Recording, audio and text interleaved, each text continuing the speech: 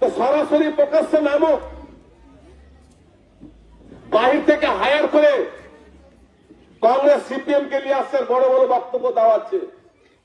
তার মায়ের যদি দুধ খেয়ে থাকে, আমি চ্যালেঞ্জ করে বলছি অন্য পতাকা ধরে দেখা, আমি তাকে স্বাগতম জানাবো।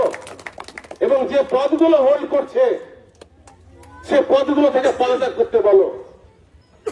কত ধানে কত চাল হয় তারা বুঝতে পারবে, যারা তারাকে সহযোগিতা করছে তারাও বুঝতে পারবে, এবং যারা করাচ্ছে তারাও বুঝতে পারবে। আমি তাদের পাড়ায় তাদের এলাকায় আমি বলে যাচ্ছি, ওরা নিজের এলাকায় এসে বলাই, আমি তাদের পাড়ায় তাদের এলাকায় এসে বলে যাচ্ছি। যাই হোক, মমতা বন্দ্যোপাধ্যায় আছে বলে বাংলাতে আমরা সুরক্ষিত আছি, আর মমতা বন্দ্যোপাধ্যায় আছে বলে আমরা এলাকার মা বোনেরা সুরক্ষিত আছে। আগামী দিনে আপনারা মমতা বন্দ্যোপাধ্যায় যেভাবে রাস্তাঘাট তৈরি করেছে, মমতা বন্দ্যোপাধ্যায় যেভাবে মানুষের পাশে দাঁড়িয়েছে, আপনারা মমতা বন্দ্যোপাধ্যায়কে দোয়া আশীর্বাদ করেছিলেন।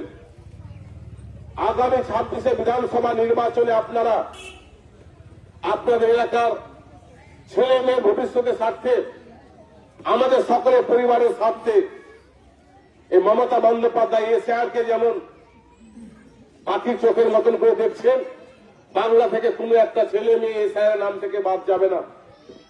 তেমনি আমরা যেমন সিএ বাংলাতে করতে দিইনি, আমরা যেমন এনআরসি করতে দিইনি, এর নাম হচ্ছে মমতা বন্দ্যোপাধ্যায়। মমতা বন্দ্যোপাধ্যায় সর্বদা আপনাদের সঙ্গে আছেন, পাশে আছেন।